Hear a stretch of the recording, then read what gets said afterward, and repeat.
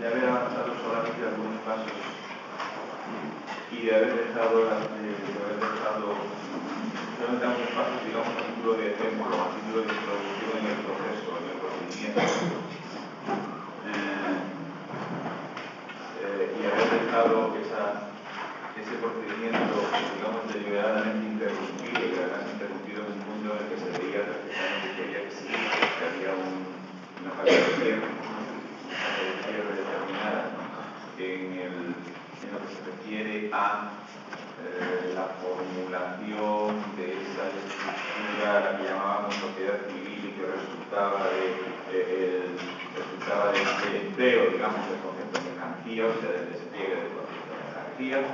Habíamos llegado hasta un punto en el que efectivamente nos habíamos parado porque no queríamos agotar esa descripción sin antes ver un poco sobre las cosas, ¿no? Después de eso, o sea, después de haber iniciado la formulación de la propia estructura de sociedad civil, constatábamos que ya incluso en lo poco que habíamos hecho de la formulación o del establecimiento de esa estructura, incluso en eso poco que habíamos hecho, se detectaba una distinción entre cómo la cosa es en el análisis que nosotros estamos haciendo de ella y cómo la cosa aparece en o para su propio funcionamiento, ¿no? Por lo tanto, entre aquello que llamábamos en algún momento, en la última clase, entre el ser y la conciencia de la sociedad civil, entre el ser y la conciencia de la propia estructura en cuestión, entre, digamos, cómo funciona y cómo tiene que aparecer ese funcionamiento en el interior del propio funcionamiento, ¿no? Cómo aparece para sí mismo, digamos, ¿no? Digo así, para sí mismo y para nosotros. Lo que pasa es que parece que hay una serie de cosas que vemos de nosotros, ¿no? Lógico, además, que lo que no sepamos es quiénes somos nosotros, ¿no? Vamos a ver, entonces, esa distinción, ¿no? Entonces, empezamos como consecuencia de ello a tratar de desarrollar también hasta cierto punto y en cierta medida, claro, los elementos de esa conciencia de la sociedad civil distinta de su ser que habíamos intentado presentar en las clases anteriores, ¿no? Conciencia que pues, tenía que derivarse del ser, pero distinta con respecto al ser mismo, ¿no? La conciencia que es la conciencia de ese funcionamiento que es inherente al funcionamiento mismo, por tanto la conciencia de ello dentro del propio espacio de ello mismo, ¿no? Y bueno, pues presentábamos un aspecto en la clase última, presentábamos un aspecto un constitutivo de esa conciencia de la sociedad civil, que lo que pasa es que trataba, no lo desarrollábamos en sus detalles internos porque, a ver, bueno, primero porque no nos hacía tiempo, evidentemente, ¿no? Pero, porque saltaba a la vista que era un tema de larguísimo desarrollo, ¿no? Como para varias asignaturas como esta, ¿no? pero además también porque se asumía que en alguna medida, por supuesto, más para unos que para otros, como siempre ocurre, y es inevitable, diría, siempre ocurre por fortuna en este caso, más para unos que para otros, pues se conectaba con cosas que por lo menos os suenan, más a unos que otros, pero por lo menos os suenan algo, ¿no? Porque se trataba ni más ni menos de que, bueno, decíamos, como resulta que esa reducibilidad de las diversas cosas, a cantidades de una única magnitud, esa reducibilidad solamente comparente en el hecho de la intercambiabilidad de unas cosas con otras, ¿no? En otras palabras, esa magnitud única no tiene ninguna presencia propia, porque no es una magnitud física, no tiene ninguna presencia propia, sino que se expresa simplemente, digamos, en tal cantidad de esta cosa, en tal cantidad de aquella otra cosa y en tal cantidad de aquella otra cosa, en la medida en que las cantidades de esas cosas resultan interequivalentes en el proceso de cambio, ¿no? Pues lo que se expresa en esas cantidades de diversas cosas se expresa, por tanto, en el ser físico, de una cosa, de otra cosa, de otra cosa y de otra cosa, ¿no? Precisamente por eso, pues, evidentemente, para que funcione, el propio ser físico de las cosas, habrá de estar asumido, habrá de tener lugar, por así decirlo, de tal manera que permita eso, Por lo tanto, el propio ser físico de las cosas habrá de ser entendido, habrá de ser asumido, habrá de tener lugar en ese mundo, de manera tal que las cosas, no digo sean cantidades de una misma magnitud, eso no, precisamente han de ser diferentes para que pueda haber relaciones de cambio, no sean cantidades de una misma magnitud, pero sí sean correlacionables con o traducibles a o convertibles en algún proceso en cantidades de una misma magnitud, en cantidades de una misma magnitud. Y esto lo traducíamos por sean calculables, o sea, sean introducibles en un cálculo, las cosas sean introducibles en un cálculo, y esto lo traducíamos por el, digamos, postulado inherente a cómo se entiende en ese mundo, ese físico de las cosas diferenciado, cómo tiene lugar en ese mundo el físico, el postulado de que lo físico es calculable, haya sido introducible en un cálculo, ¿no? En otras palabras, de que no haya ningún límite absoluto a la posibilidad de tratar lo físico por la vía de operaciones matemáticas, ¿no? Bueno, de ahí que no haya ningún límite absoluto, lo cual implica también que la operación no esté nunca terminada, claro que siempre se pueda seguir, ¿no?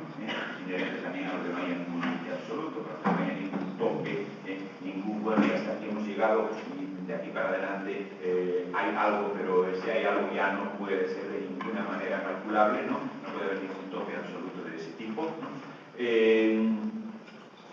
Entonces, bueno, eso efectivamente ese postulado de la, digamos, tratabilidad sin límite absoluto de lo físico en términos de operaciones matemáticas, ese postulado del desarrollo de la matemática como lenguaje adecuado para expresar lo físico, ¿no? Ese postulado, pues señalábamos que efectivamente está detrás de lo que se entiende por conocimiento de las cosas materiales, de las cosas físicas, de las cosas materialmente presentes o realmente presentes o físicamente presentes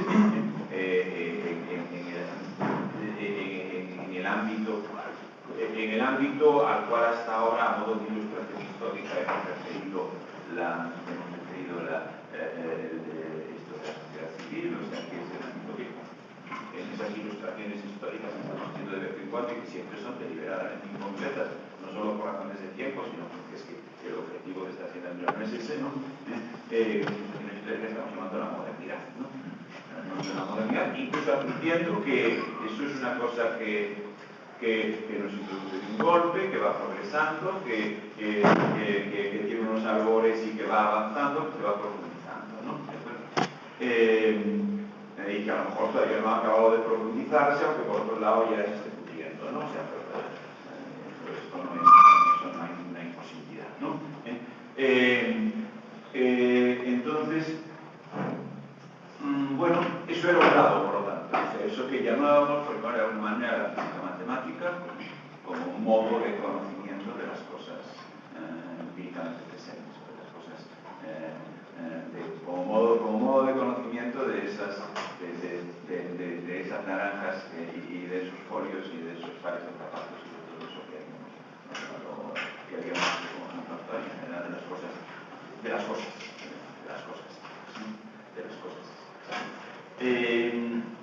Entonces, eso era un lado, ¿sí? Pero empezábamos a meternos en otro, cuya complementariedad con el anterior, quizá entremos en ella en algún momento, ¿no?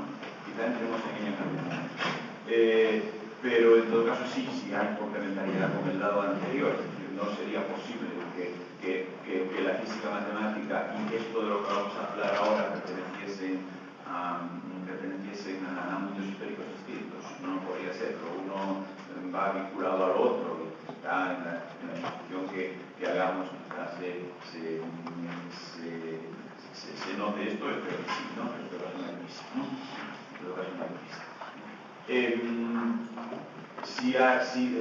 Es importante primero introducir efectivamente el otro elemento, bueno, que lo hacemos como siempre, como en el caso del anterior, a partir de una consideración general acerca de cómo tienen lugar las cosas en ese ámbito que hemos llamado sociedad civil, como hemos visto que tienen lugar por lo que hasta ahora hemos visto de la sociedad civil, el intercambio, la sustancia común y todas esas cosas como esto, ¿no? Por todo eso hemos visto que se desarrolla a partir del supuesto del concepto de garantía, ¿no? Entonces, lo introducimos a partir de una consideración general sobre eso, consideración general que inauguramos en los últimos segundos de la clase anterior. Bueno,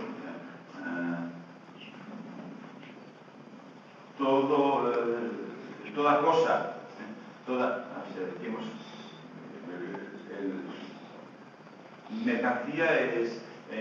mercancía es una noción que, decíamos, tendencialmente está obligada a aplicarse a todo lo que hay, ¿no?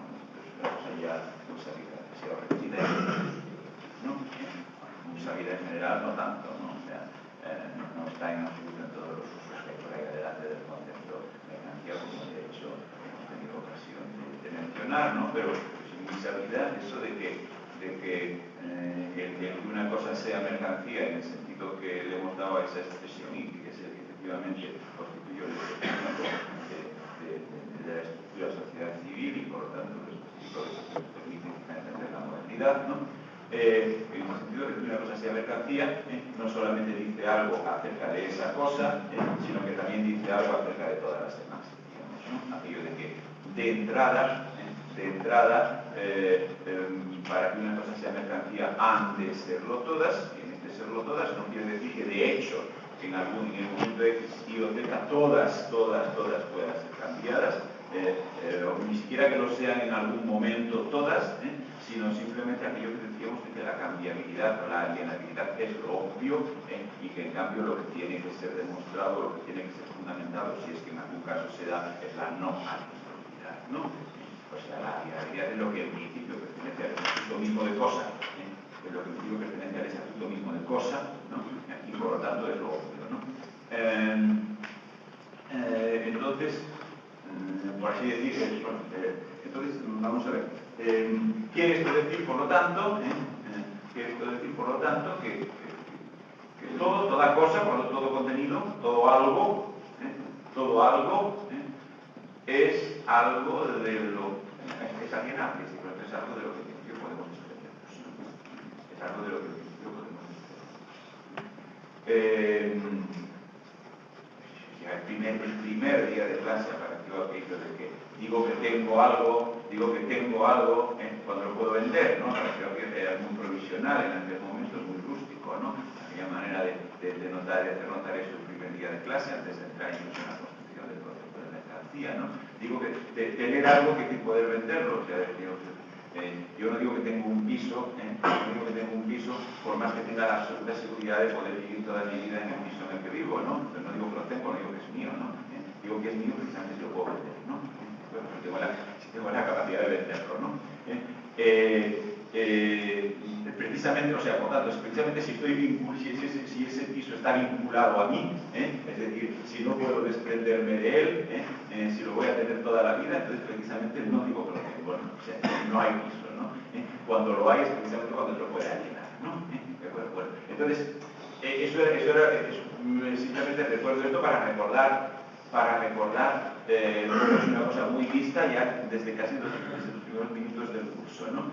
Casi desde los primeros minutos del curso. Pero en todo caso, luego, posteriormente, pues ha adquirido una serie de especificaciones conceptuales, como ha sido aquello de, pues efectivamente, que algo sea mercancía implica que lo sean también todas las demás cosas, por lo tanto, todo ha de ser en principio, mientras no se demuestre lo contrario, alienable, incluso en algún momento posterior entró, y esto sí que todavía no se ha desarrollado, todavía tendremos que ver si es que llegamos a verlo, pero que sí, que consiste, incluso, pues por ejemplo, mis propias capacidades físicas, etcétera, pues efectivamente, si las tengo, eso lo que quiere decir es justamente que puedo vencerlas, es decir, que puedo, que puedo hacer esto que estoy haciendo yo ahora, por ejemplo, que es hacer aquí una serie de cosas que puedo hacer porque me pagan por hacerlas, ¿no? En ámbito moderno, pues nadie, salvo algún elemento completamente marginal, podría permitirse hacer esto si no fuese porque le pagan, ¿no? ¿De acuerdo? Por lo tanto, es así la cosa, ¿no? Bien, incluso las propias, casi podríamos decir el propio ser de uno mismo, que es lo que uno puede hacer o no puede hacer, pues es algo de lo que se puede desprender para ponerlo en el mercado, por decirlo de alguna manera, ¿no? Es más, el no poder hacer esto, puede pensarse que eso de alienar, suena como a negativo o algo así, y sin embargo, el no poder hacer esto sería automáticamente sentido por cualquiera como una opresión insufrible, ¿no? Es decir, este piso que tengo no lo puedo vender, o estas cualidades, características, posibilidades que tengo no las puedo hacer valer en el mercado, sino que forman parte inseparable de mi persona y de ellas no me puedo desprender. Podemos hacer toda la retórica que queramos, demonizando eso de la alienación, etc. Pero si no nos dejasen alienarnos, nos sentiríamos esclavos, literal. No solamente nos sentiríamos, sino que seríamos esclavos. Seríamos no trabajadores asalariados, sino esclavos clásicos, ¿no? Esclavos clásicos, ¿no? ¿De acuerdo? Entonces sentiríamos eso como una opresión insufrible. Que algo no nos permitiese alienarlo, ¿no? No nos permitiese alienarlo. Si es mío, hago como yo lo que quiero a partir de eso, puedo quitármelo de encima, ¿no? Que algo no nos permitiese alienarlo, pues sería interpretado automáticamente como una esclavitud, o sea, es decir, no como trabajo asalariado, sino como esclavitud. No solamente sería interpretado, sino que sería esclavitud. Sería esclavitud, ¿no? Sería abolir. Eso otro moderno para sustituirlo. ¿Por qué? Pues por la esclavitud antigua, ¿no? Por la esclavitud antigua. Bien, entonces, sí, todo esto que he dicho ahora sobre el piso, mi capacidad de hacer ciertas cosas, etcétera, ¿no? Ha sido simplemente para subrayar cómo ese carácter, digamos, necesariamente universal de la mercancía, eso de que si es mercancía una cosa, pues son todas, ¿no? Independientemente de que haya adquirido esa comprensión conceptual, técnica, que por un lado es la que debemos asumir a lo largo de la exposición que hemos hecho, además ha tenido una permanente evidencia intuitiva ya desde los primeros segundos del curso, ¿no? En diversas ilustraciones a lo largo del curso, ¿no? A lo largo del curso. O sea, esto de toda cosa, todo contenido es algo de lo que me puedo desprender. Por lo tanto, vamos a decirlo así, no hay contenidos vinculantes. No hay contenidos a los que, por así decir, por principio, necesariamente o de manera, digamos, natural, por imposición de la cosa misma, tenga que haber. no hay contenidos vinculantes. No hay contenidos, no hay cosa, no hay quid, digo así como esa expresión latina, ¿no? No hay contenido, no hay cosa, no hay quid, que por así decir, a la que yo, por así decir, estoy necesariamente vinculado, estoy indissolublemente vinculado. No hay contenidos vinculantes. Por lo tanto, fijaos bien,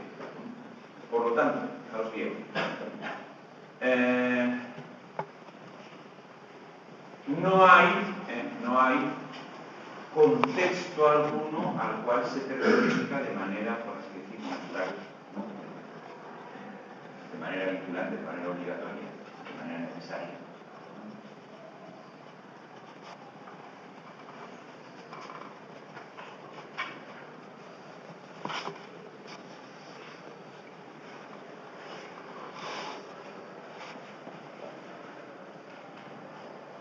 O sea, no hay un adonde al que yo esté vinculado, al que yo pertenezca, de manera natural.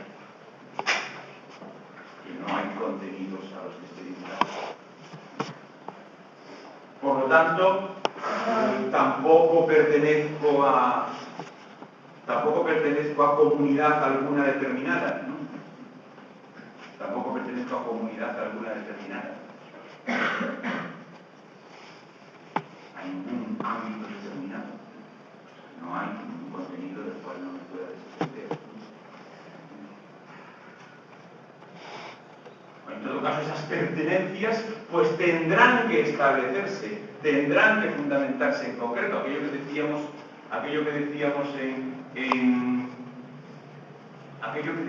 en la vamos, que decíamos hace unos minutos incluso, ¿no? Aquello que decíamos hace unos minutos no es que todo se cambie por todo, sino que la cambiabilidad es lo obvio, y entonces si hay alguna no cambiabilidad habrá que demostrarla en concreto, porque lo que se da por supuesto es la cambiabilidad, lo que se da por supuesto es la alienabilidad. También aquí no hay en principio de entrada ningún contenido vinculante. Por tanto, todas las vinculaciones que pueda haber tendrán que ser producidas o fundamentadas cada una en concreto, ¿no? La carga de la prueba, como decíamos el primer día de clase, cuando empezamos esa fórmula de la carga de la prueba recae sobre la vinculación. De entrada estamos desvinculados, ¿no? De entrada estamos desvinculados. Si hay alguna vinculación, habrá que demostrarla, habrá que fundamentarla en concreto, lo cual quiere decir se parte de un ámbito de no vinculación. Por lo tanto, pues efectivamente no se pertenece a comunidad alguna determinada, se pertenece a una especie de espacio vacío, ¿no? ¿De acuerdo? Se pertenece a una especie de espacio vacío y uniforme, no a comunidad alguna determinada. ¿De acuerdo?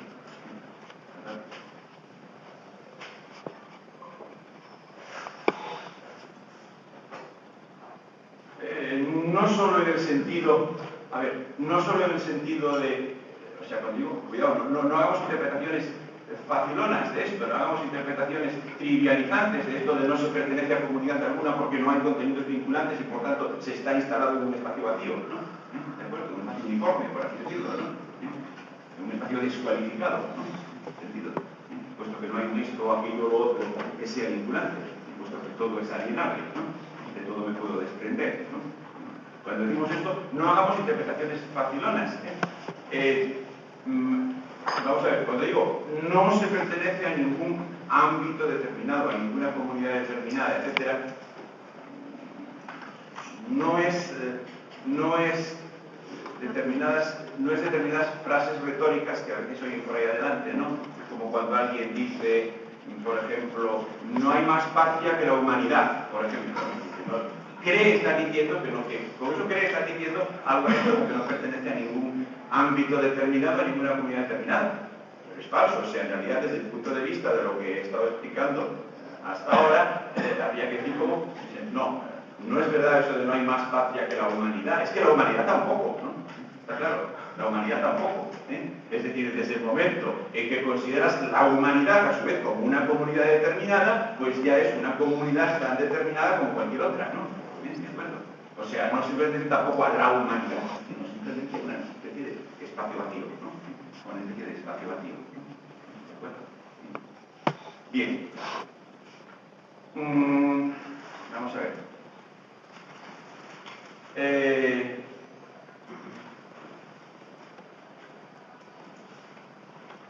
Espacio vacío, lo de vacío quiere decir además uniforme, por lo tanto sin unos límites determinados, sin límites de aquí hasta aquí, sin límites de aquí hasta aquí, ¿no? Es la consecuencia de ninguno, absolutamente ninguno, ¿no? Absolutamente ninguno. La consecuencia de eso, de la ausencia de contenidos vinculantes, de que cualquier contenido es algo que me puedo quitar de encima, algo frente a lo cual tengo una instancia, ¿no? Por lo tanto no hay ningún esto más que esto o aquello más que otro, ¿no? De entrada, quiere decir que cualquier vinculación tendrá que establecerse expresamente, ¿no? Digo, la carga de la prueba recae sobre cualquier vinculación que se haya de establecer, ¿no? ¿De acuerdo? Por lo cual, también cualquier vinculación será algo que puede tener lugar o no tener lugar, ¿no? Cualquier vinculación será algo que puede tener lugar o no tener lugar. No es algo que se pueda dar por supuesto, nunca. No es algo que se pueda dar por supuesto. No es algo que esté siempre ya ahí. No es algo que esté siempre ya ahí. No es algo en lo cual pues, simplemente nos encontramos punto, ¿no? ¿De acuerdo? No es algo en lo cual simplemente nos encontramos punto. ¿No? Eso habrá de ser fundamentada, por lo tanto, puede ser constante, puede tener lugar o no tener lugar. Continuando con las someras y esquemáticas ilustraciones históricas que hemos hecho en momentos anteriores. Continuando con las someras y esquemáticas ilustraciones históricas que no pretenden tener más exactitud historiográfica, sí pretenden tener exactitud historiográfica, sino que lo que se dice es verdad, ¿no? Lo que se dice es historiográficamente comprobable, pero no mayor detalle, no mayores estudios en el sentido de mayor detalle que se necesita para ilustrar las cosas que estamos ilustrando, todos los conceptos que estamos ilustrando, ¿no? Vamos a ver.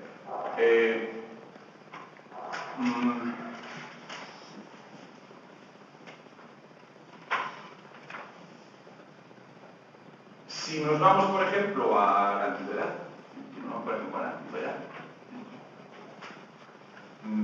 pues cualquiera encuentra como característica, por ejemplo, hablando de los griegos, aunque solo sea porque se supone que como estamos en la Facultad de Filosofía, los griegos no son gente absolutamente desconocida, ¿no? Bueno, son gente absolutamente desconocida, pero tienen que suponer que no, ¿no? Vamos a ver.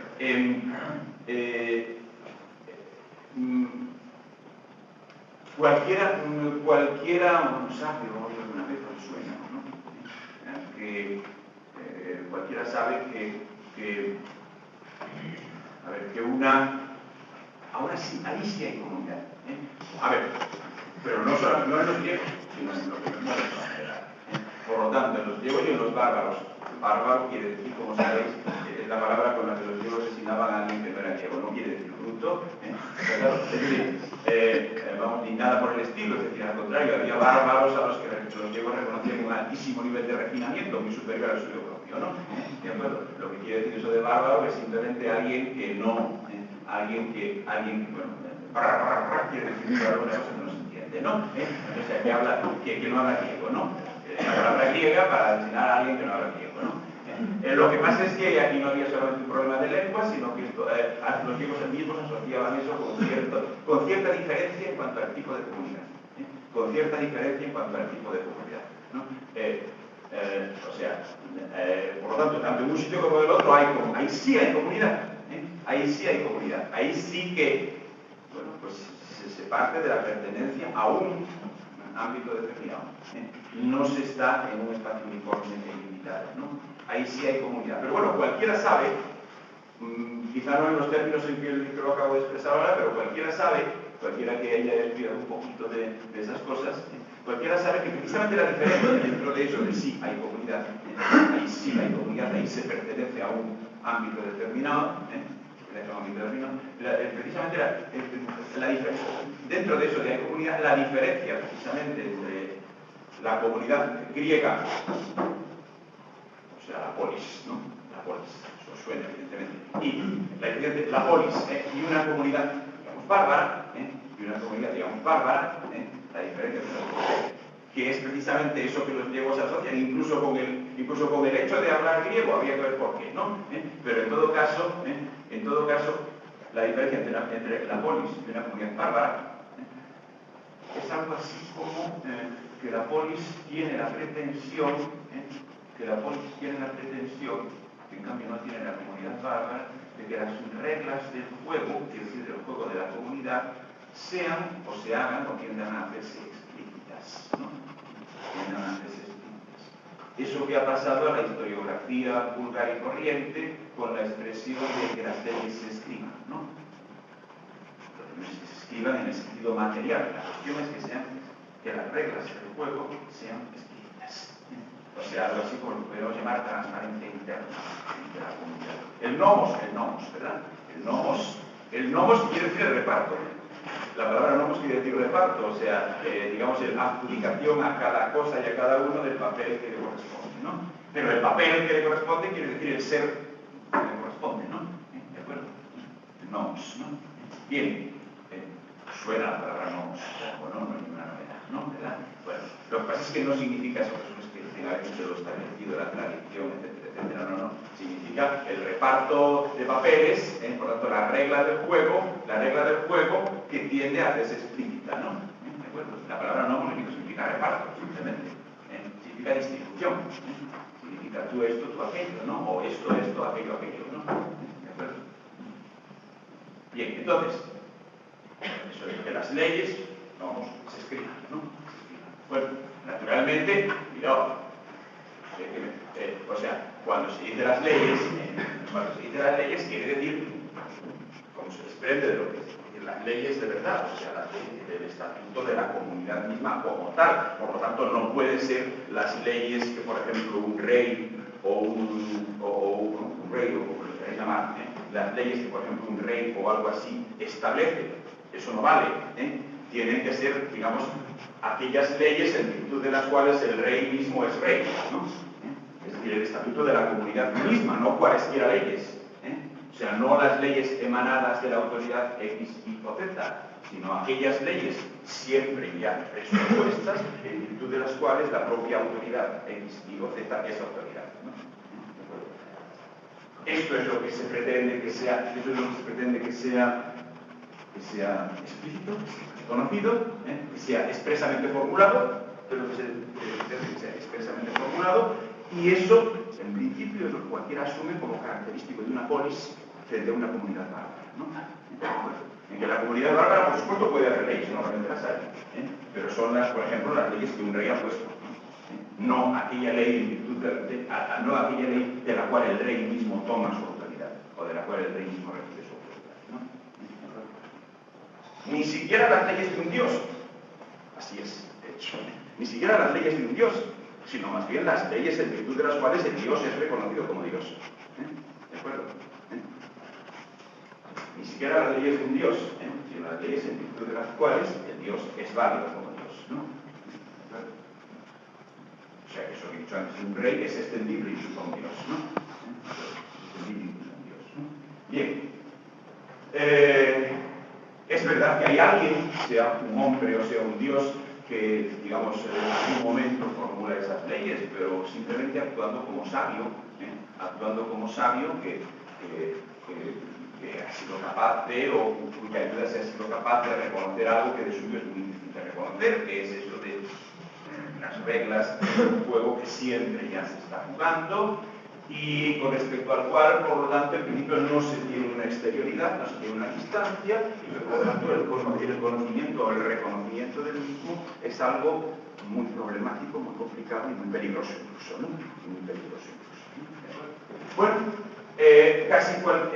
prácticamente cualquiera sabe esto, sabe que la diferencia entre una polis y una comunidad bárbara es algo de ese tipo, ¿no? Puede haber pulido ese conocimiento más o menos, claro, pero en principio se tiene de manera más o menos vaga esa noción de la diferencia, ¿no? Como también se tiene la noción de que, como acabo de sugerir hace un momento, produce en el interior de la polis una especie de contradicción. esta que acabo de sugerir hace un momento, de decir, pretender reconocer o hacer explícito el juego en el que siempre ya se está, de todas maneras, ¿no? Bueno, aquello en lo que siempre ya se está, precisamente porque es aquello en lo que siempre ya se está, parece que tendría que pasar inadvertido. O sea, desde el momento, así lo decíamos en la clase anterior, de que desde el momento en que conoces ya tienes una distancia, ¿no? Que conocer implica distancia, por lo tanto, ¿qué es exactamente eso de reconocer las reglas del juego que siempre ya se está jugando, ¿no? ¿De acuerdo? Reconocer implica alguna exterioridad, por tanto, sí, ahí, por eso decimos hace un momento que es una reflexión incluso peligrosa, ¿no? Y por eso digo ahora, bueno, pues hay que decir ahí que en la polis hay una cierta contradicción, ¿no? Que en la polis hay una cierta contradicción, ¿no? Contradicción que se plasma en un desarrollo histórico. Contradicción que se plasma en un desarrollo histórico efectivamente conflictivo, ¿no? Perdón, un desarrollo histórico efectivamente conflictivo, pero no vamos a seguir aquí porque ese no es nuestro tema ahora, estamos introduciendo solamente el título de contraposición para efectos de ilustración histórica, ¿no? Contradicción que se plasma esa contradicción se plasma en un desarrollo histórico conflictivo que podríamos resumir, por supuesto, esquematizando una barbaridad, ¿no?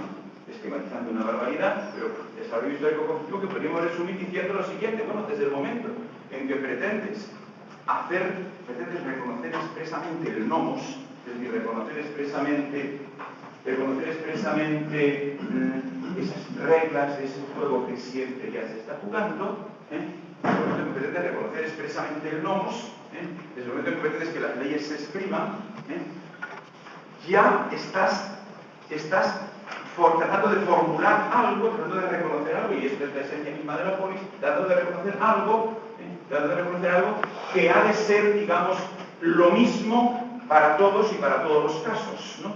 Lo mismo para todos y para todos los casos. De hecho, la palabra griega que juega ahí, lo digo para los que estén un poco más pensados en esto, es el reconocimiento del nomos, eso de que el estatuto se haga explícito, ¿no? Que la regla del juego sea explícita, implica una isonomía. Isonomía quiere decir el mismo nomos para todo y para todos y para todo, ¿no? Bueno, sabe mucho griego, lo de iso es un lexema conocido y nomos también, ¿no? Isonomía quiere decir la misma regla para todos los casos, ¿no? El mismo conjunto de leyes para todos los casos, ¿no? ¿De acuerdo? Bueno, y eso equivale a generar un espacio uniforme, ¿no? Eso equivale a generar un espacio uniforme. ¿De acuerdo? A generar un espacio uniforme. La misma regla para todos los casos. Equivale a generar una igualdad, digamos, a generar un espacio uniforme. Ese espacio uniforme, en principio, es el espacio de la propia polis, claro, que es una comunidad determinada, por lo tanto, es desde aquí hasta aquí, ¿no? Digamos, ¿no? Es el espacio de la propia polis. Pero es un espacio uniforme, ¿no? Es un espacio, digamos, en el que todos los puntos son iguales, unos a otros. Y en un espacio uniforme, los límites son arbitrarios, ¿no? ¿De acuerdo? Los límites son arbitrarios. Si realmente esto es uniforme, si todos los puntos son iguales unos a otros, entonces, ¿por qué demonios la cosa habría de terminar aquí y empezar aquí? ¿No? Automáticamente, desde el momento en que es uniforme, pues también se expande, ¿no? Está claro. ¿Entendido? En un espacio uniforme, los límites son por principio arbitrarios, contingentes.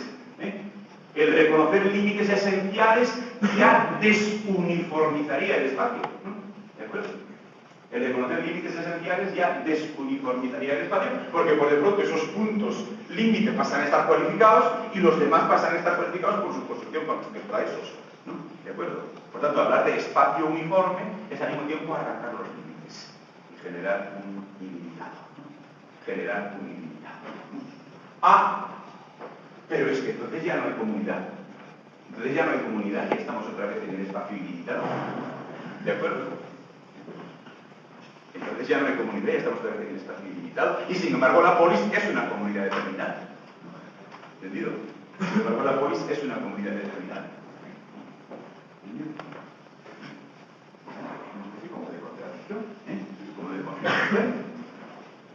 Como de conflicto, que lo podemos describir luego historiográficamente de muchas maneras, hablando de gente que se mata entre sí y todas estas cosas, lo podemos describir historiográficamente de muchas maneras, pero lo describamos de la manera en que lo describamos, siempre encontraremos en el fondo eso, ese problema. Ese problema de que al reconocer las reglas del juego que siempre ya se está jugando, reconoces una uniformidad. Es decir, estás tratando de hacer transparente una comunidad, ¿no? Estás tratando de hacer transparente una comunidad, porque eso es la polis frente a la comunidad bárbara, ¿no? Estás tratando de hacer transparente una comunidad, es decir, de hacer que el estatuto de esa comunidad como tal sea expresamente formulado. Estás tratando de reconocer una comunidad, ¿no? A cualquier autoconsciente, por decirlo de alguna manera, ¿no? ¿De acuerdo?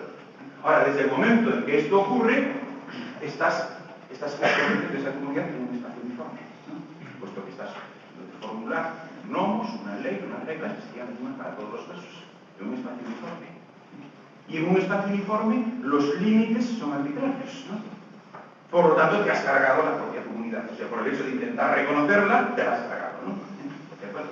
Te la has cargado, ¿no? Bueno, puesto que has generado una uniformidad, y una uniformidad es incompatible con que haya un desde aquí hasta aquí, con que haya esta comunidad determinada, que es precisamente Atenas, o que es precisamente Esparta.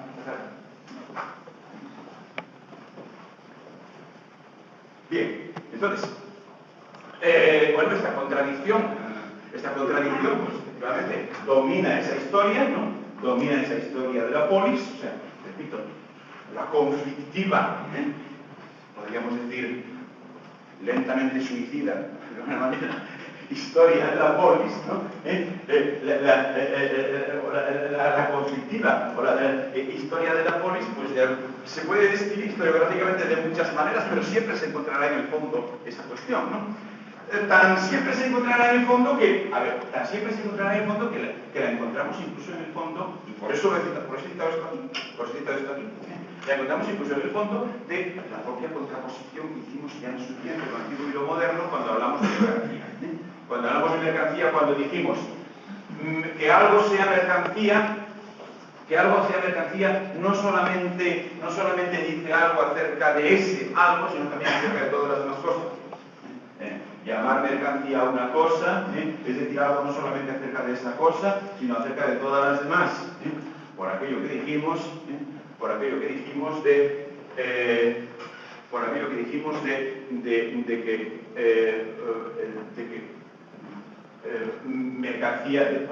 de que mercancía implica la cambiabilidad, la cambiabilidad contra el principio o cualquier otra cosa, etcétera, ¿no? Bueno, por esa razón dijimos, bueno, que en la modernidad será que sí o será que no, o será que tendencialmente sí, pero que en cambio en espacios anteriores a la modernidad no encontramos el fenómeno mercancía en sentido estricto, ¿no?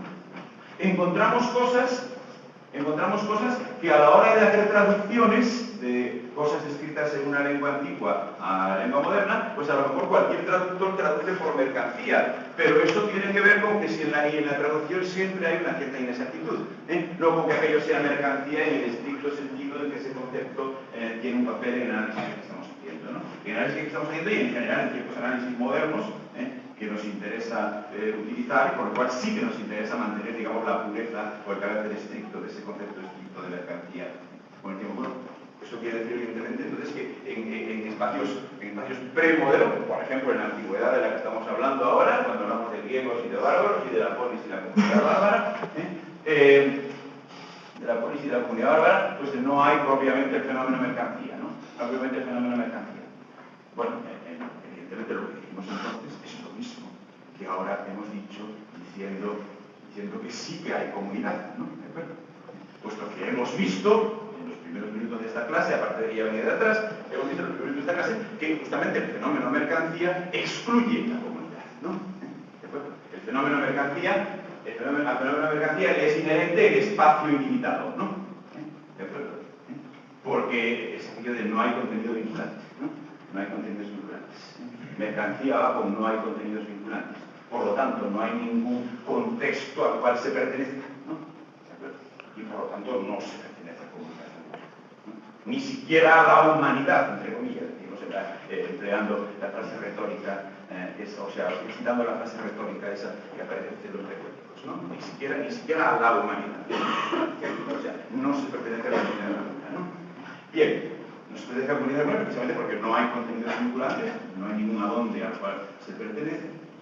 Entonces, cuando ahora hemos dicho, en lo antiguo sí que hay comunidad, es decir, la pretensión polis es la pretensión de hacer transparente el estatuto de una comunidad. Precisamente por eso se la carga, ¿no? Acaba cargándosela, ¿no? Pero ese acabar cargándosela es precisamente una contradicción dentro de la polis. La polis es una comunidad, más ni menos que una comunidad que pretende hacerse transparente su propio estatuto, ¿no? Su propia constitución como comunidad, ¿no? Y sus diferencias de la comunidad bárbara, ¿no? Al hacer ese intento, explota, ya hemos visto algo, explota. Y esa es la historia de la Grecia antigua, ¿no? Esa es la historia de la Grecia antigua, ¿no? El intento explota, ¿no? Bien, entonces, vamos a ver, decía, eso de que no hay comunidad, eso de si hay comunidad en lo antiguo, es lo mismo que habíamos dicho diciendo, no hay propiamente mercancía. No hay propiamente mercancía. No hay propiamente mercancía, efectivamente, no hay propiamente mercancía y sí hay en cambio contenidos vinculantes, por eso hay comunidad, ¿no? Por eso hay comunidad, ¿no? ¿De acuerdo? No hay propiamente mercancía y sí hay en cambio contenidos vinculantes, por eso hay comunidad. En los griegos y en los bárbaros, con esa diferencia que hemos dicho, ¿no? Con esa diferencia que hemos dicho.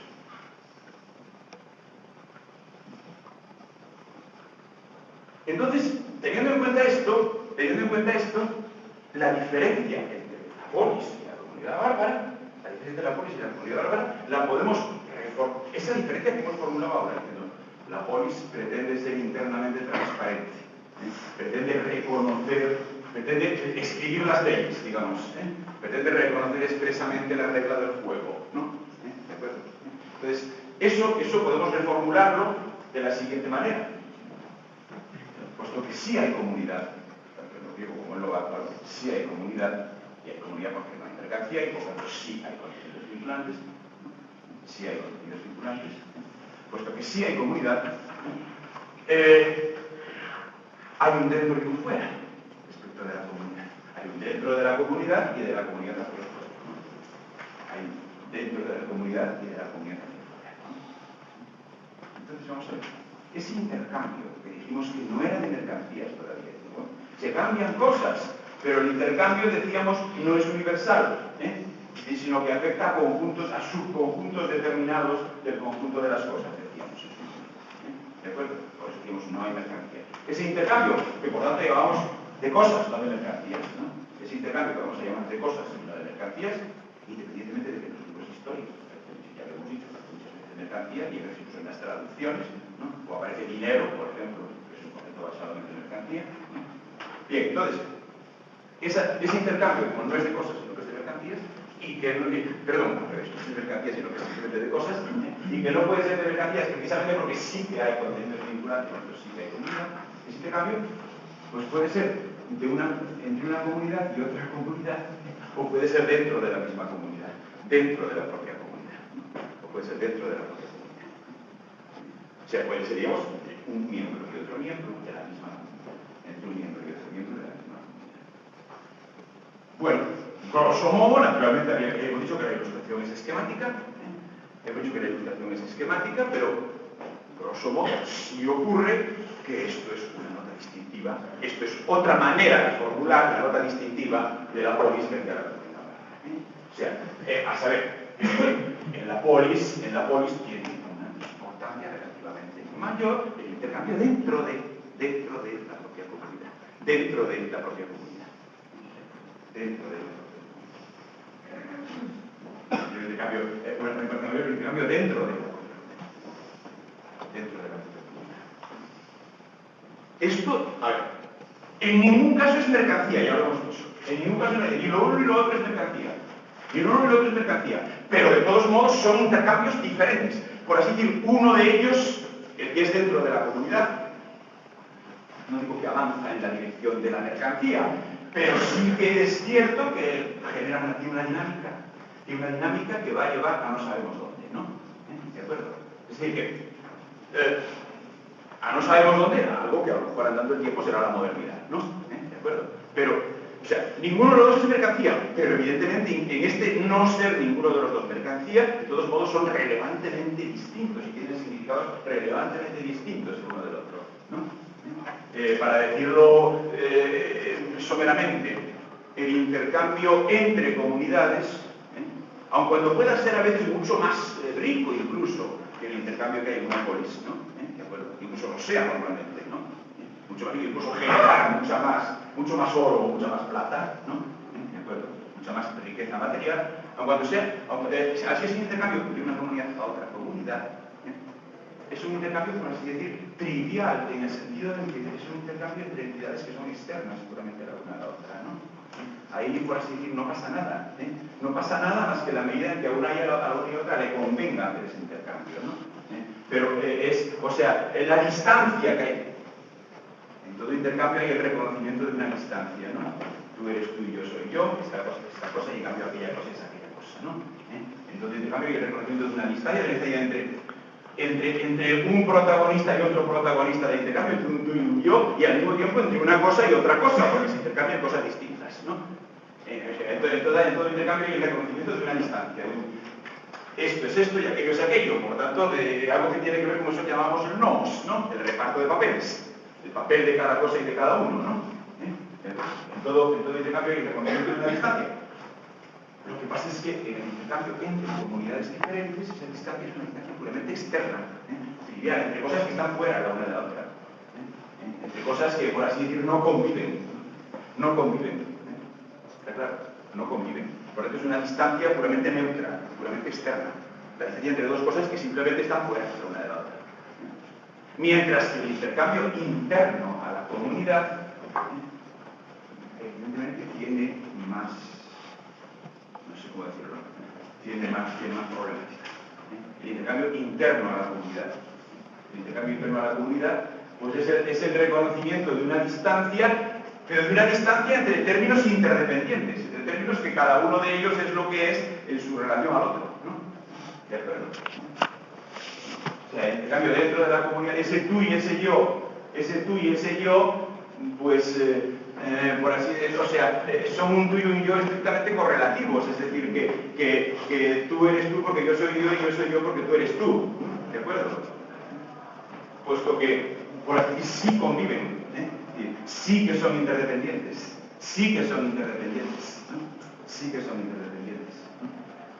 Ahí hay un reconocimiento de una distancia mucho más problemática, por no decir peligrosa, ¿no? ¿De acuerdo? De hecho, el testimonio de los propios griegos antiguos es como... El testimonio de los griegos antiguos es de como un bárbaro que ve una comunidad griega, percibe ese carácter de eso del intercambio interno, que yo te doy para que tú me des dentro de la propia comunidad, lo percibe como una actividad interna de la comunidad, porque uno gana si el otro pierde y uno pierde si el otro gana, ¿no? Y entonces una falta de solidaridad interna de la comunidad. Percibe esa, o sea, que el bárbaro que observa una comunidad griega percibe esa transparencia interna como un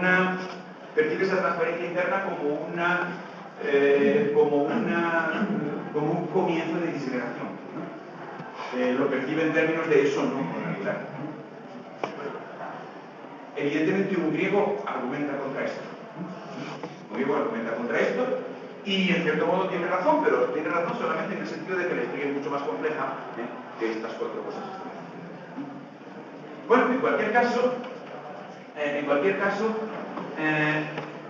del mismo modo que, termino antes de la pausa, del mismo modo que el reconocimiento del nomos, el reconocimiento por tanto de algo que es el reconocimiento de un espacio uniforme, al mismo tiempo suprime los límites de ese espacio, ¿no?